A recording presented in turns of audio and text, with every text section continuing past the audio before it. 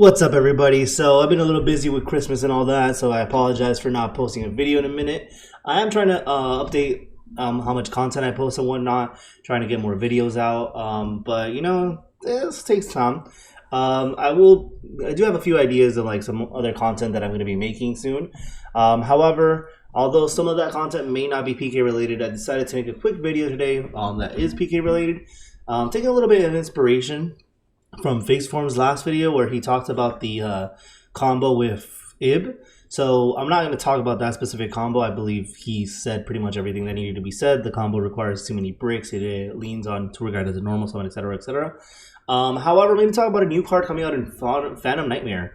So that is Raidraptor Barrage and Raidraptor Brave Strix. So for those of you who don't know, although this is obviously Raidraptor support with a few other Raidraptor cards that are coming out, this is pretty much the most generic Raidraptor stuff that Phantom Knight is able to use through our axis of Raiders Knight. So basically this gives us a option for Raiders Knight going first, which is really, really good. Honestly, I actually really like these two cards.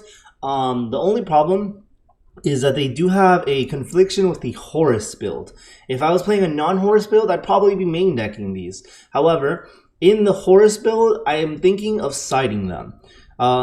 The reason why is because basically the way these cards work is we have Raidraptor Brave Strix, which is a Raidraptor rank 5, which means we're able to exceed summon Raiders Knight and then exceed summon Brave Strix on top of Raiders Knight.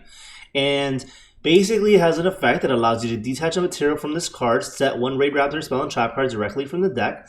The good thing about that is that it doesn't add, so we can play this under Troll. The rest of the effect, I believe, doesn't really matter too much. It says this card has a Winged Beast monster as a material, which it's never going to have, not in our deck. It pretty much does an effect, and then if you exceed summon a Raidraptor monster on top of it, it also gains attack, which doesn't matter for us. The only thing that matters is setting a spell or trap card, which there's now this card that's coming out as well called Raidraptor Barrage. So the good thing about Raidraptor Barrage is that it's basically a Hot Red Dragon Archfiend negate, or not calamities, Hot Red Dragon Abyss type of negate. So it says if you control Raidraptor monster targeting one face-up monster your opponent controls, or if you control a Raidraptor XYZ monster, which we will have the Strix, you can target one face-up card they control instead. Negate its effects until the end of this turn. You can banish this card from your graveyard, then target one of your Raidraptor monsters that is banished or in your graveyard, add it to your hand. You can only use one Raidraptor Barrage effect per turn and only once that turn. So basically, if we have the Brave Strix, or even if we have the Raiders Knight, we are able to go ahead and use this trap card. Raiders Knight does always count as a Raidraptor card, by the way. What's really nice about this is that even if you utilize your Raiders Knight going first, you're still able to recur it with the Raidraptor Barrage and have it for your Arc Rebellion play on the next turn. So you can use this in a few ways. You can pretty much, if you need to, you can leave this Brave Strix on board and link it off with IP into SP, and then later reborn the Raiders Knight with Fogblade, and from there you can use Barrage, or obviously you can just use Barrage while Strix is still on the board. Either or. The thing about this is it kind of provides an out to certain cards like Droplets and Dark Ruler. Obviously Droplets, if they send a trap card, you won't be able to use this, but if they don't send a trap card, we are able to negate Droplets and Dark Ruler with this, which is really important because one of the easiest ways to beat this deck, especially when you're playing against like Fluandereeze or one of those decks, is pretty much hitting you with a Dark Ruler and then following that up with an Evenly Match. So now we'll have the Raidraptor Barrage and negate said Dark Ruler, and we'll still have the Griffin negate to negate the Evenly Match, which is really good.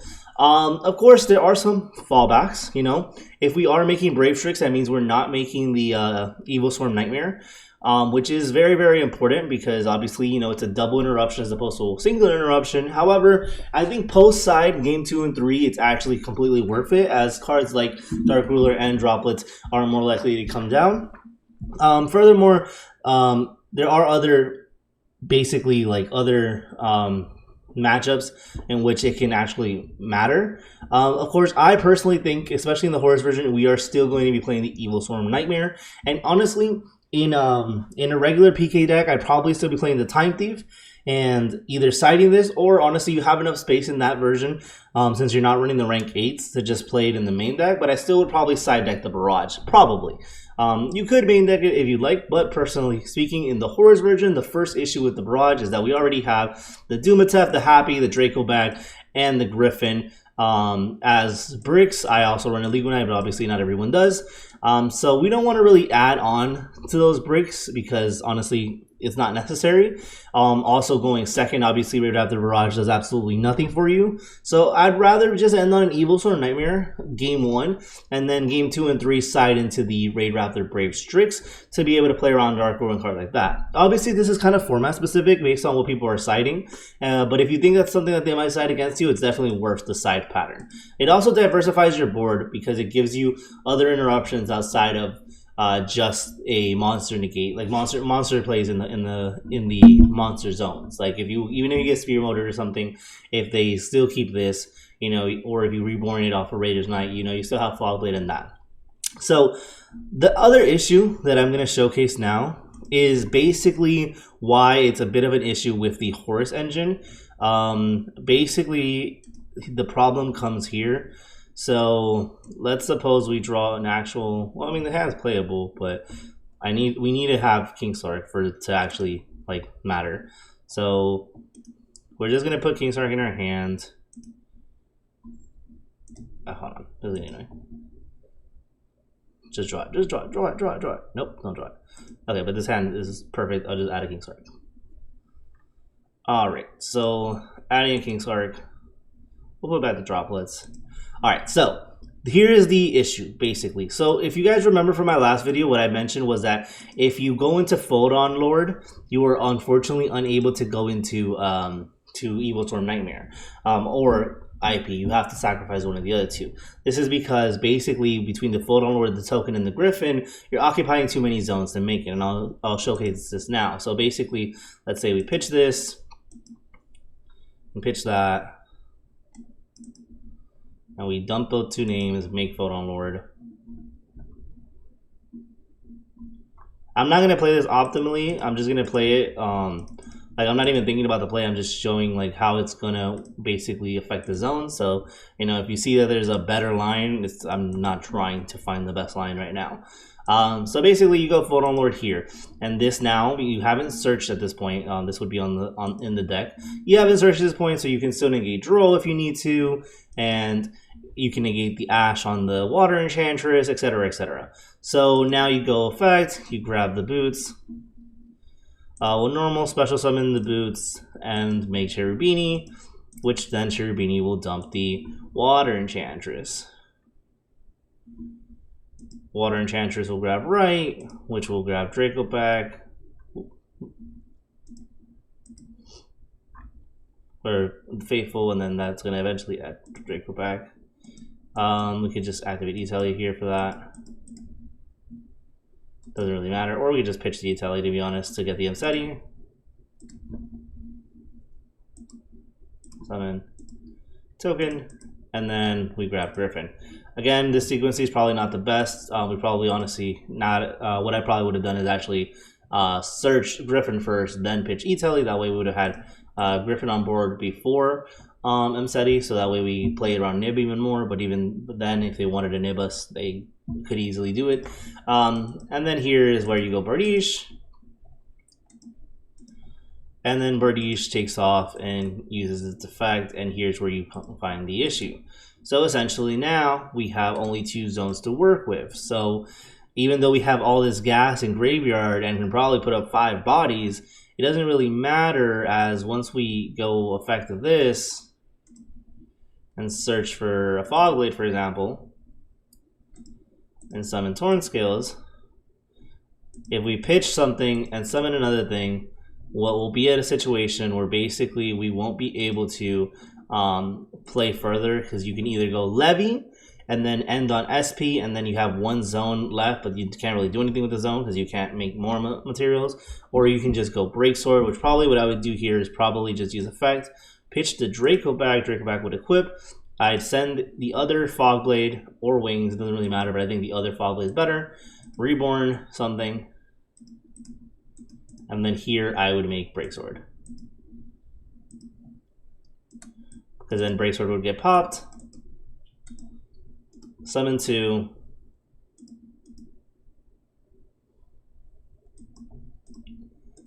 And then whatever you use this for, when this goes to graveyard, it'll get banished and dump wings. So I'll put the wings here in the graveyard for now just to show. So the issue here is, if you wanted to, you know, you could go here, overlay these two into Raidraptor Braves, well, I'm sorry, into Raider's Knight, which then goes into Raidraptor Brave Strix. But as you see here, now we have two issues, which is issue number one is the fact that we only have one spell and trap card zone, which is another confliction between the Horus engine, is that, you know, you have all these continuous cards that continue to clog up the zones. So we have to sacrifice either a Fogblade or the Barrage. Of course, we could just not let the Draco back equip if we knew that was going to happen. But there's also a line where you just don't pitch Draco back, you pitch Fogblade to then have more resources in the graveyard. So that's also another line. You know, that's not the biggest concern. The more bigger concern is the fact that here you don't have IP or SP, so your interruptions are limited. Assuming we just did this and, you know, then use this effect. Here we essentially have 1, 2, 3, 4, 5, and then 6 interruptions, which is still really, really good. And I feel like it's nice that they're very diverse. You know, we have 3 in the back row, 2 in the monster zone live already, and then, you know, the Barrage to come back. But the problem is, obviously, you know, if this was an Evil Storm Nightmare, that would be 7 interruptions. If this was an IP, that would be 7 interruptions as well.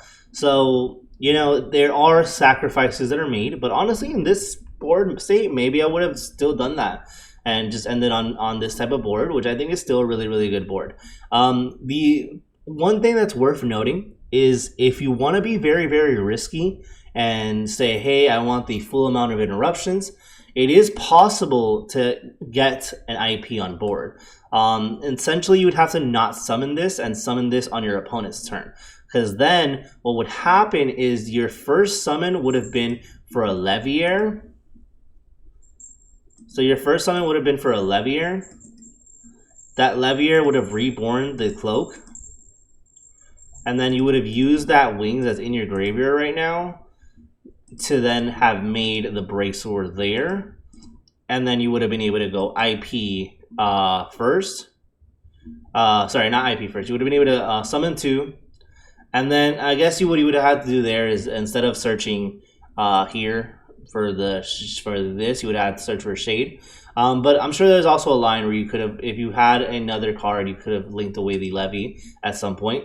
But the point is, for zoning issues, you could just hold the Griffin in hand and then potentially use a Shade Brigandine or a Stained Greaves, or even if you have something else to link away, like if you hadn't used your Amseti yet, plays like that, that would work, because then you could obviously, you know, here make the Brave Strix, summon something, and then link away the Leviar into an IP, and you'd have Brave Strix, IP, 1 Fogblade if you use Shade Brigandine if you needed it, 2 Fogblades if you didn't. Which, considering we drew the E-Telly, we probably didn't need it. We probably could have just summoned E-Telly as our first summon to then go into Leviar, etc., etc. But point was just to showcase how zoning can be an issue and clogging it. You can, like I said, play around it by keeping this in hand, which is kind of risky for 2 reasons.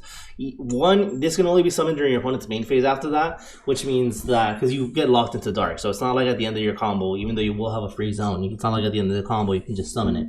You will be locked into dark, so you will have to wait until your opponent's main phase. Of course, you could wait for it, but that means that their first action, you won't be able to negate with Griffin. Of course, you will be able to negate it with Barrage. So, I mean, it's okay, but it's, again, very, very risky. The other thing that matters more is, if they have Imperm Nib, Griffin and Photon Lord plays around that, as opposed to, you know, not playing around that. Of course, if you want to be like a pro player level mentality and be like, hey, you know, I played into Nib already on my, because obviously it was 1, 2, 3 just with Photon Lord, and then 2, 4, 5 with Cherubini. So then 6 was a token. when you search Griffin, theoretically, they might have nibbed you immediately. So, you know, maybe if they had a nib imperm, they would have done it immediately. Or maybe they were just waiting for you to activate Griffin Summon. So honestly, it's very, very risky in my opinion to do that. However, again, it is one way of playing around it. But yeah, so the card honestly is really, really good. I do really like the Raidraptor Barrage, and I like the Raidraptor Strix. I'll probably be citing it for going first. However, like I said, there are issues and conflictions with it. Like, for example, here losing the Draco back, as well as the fact that you lose the IP. Now, give or take that as you will, I think it's still worthy of being considered as a playstyle because, like I said, you play around Dark Ruler, which is really, really important, especially because Dark Ruler evenly would just destroy you. But you know, we do have protection from this from evenly if they don't have Dark Ruler, and aside from that, we also obviously have other stuff. But you know, also imperm evenly can get us too. So I like having the second Omni. I really do like having a second Omni, to be honest, guys. So yeah, I hope you guys enjoyed this video. Tell me what you guys think about the card and if you will be incorporating it. And I'll see you guys next time.